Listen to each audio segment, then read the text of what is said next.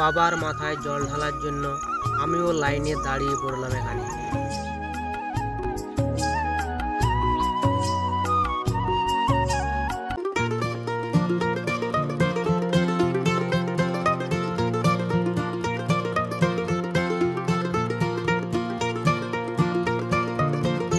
প্রচুর মানুষের ভিড় বাবার মাথায় জল ঢালার জন্য। যে লাইন পড়েছে মোটামুটি 4 থেকে 5 ঘন্টা লাগবে আমি যে পজিশনে আছি।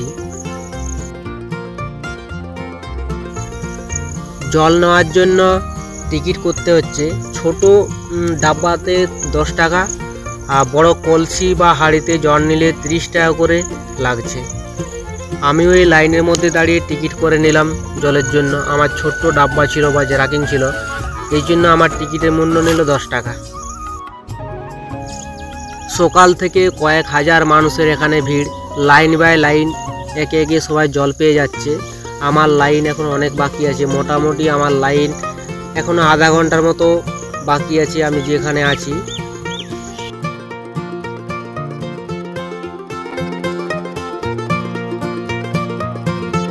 প্রচুর মেঘ করেছে, আর কিছুক্ষণের মধ্যে বৃষ্টি শুরু হবে। কয়েক ফোঁটা ফোঁটা যদিও বৃষ্টি পড়ছে। আমরা লাইনের মধ্যে দাঁড়িয়ে আছি, সামনেটা প্যান্ডেল করা আছে, প্যান্ডেলের উপরে তিরপল টাঙানো আছে।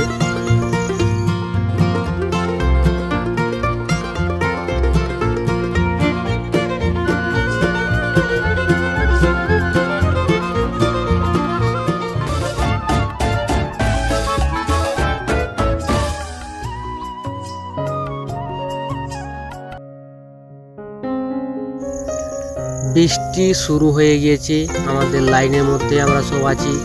সবাই লাইন থেকে কেউ সরে যায়নি, কারণ লাইন থেকে সরে গেলে আবার লাইন পেতে অনেক সময় লেগে যাবে জল পেতে।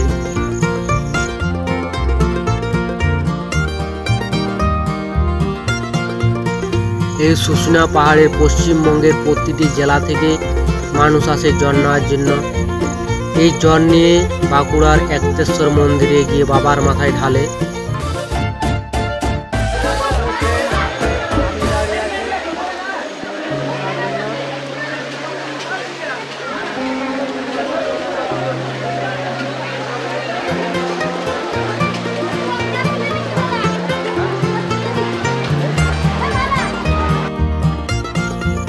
টানা 30 মিনিট বৃষ্টি হচ্ছে।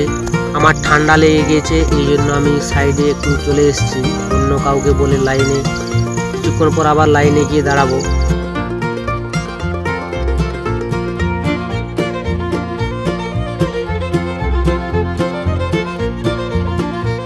আমাদের পার্শ্ববর্তী রাজ্য ঝাড়খণ্ড।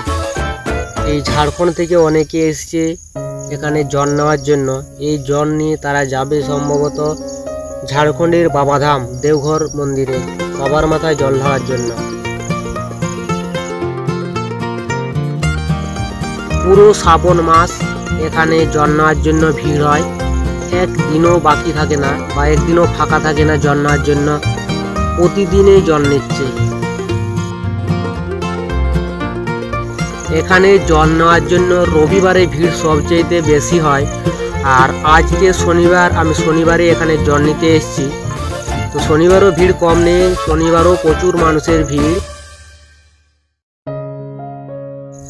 এখন ঘড়ির কাঁটায় বাজে বিকেল 5টা। এরপর আমি রওনা দেব বাবার মাথায় জল ঢালার উদ্দেশ্যে।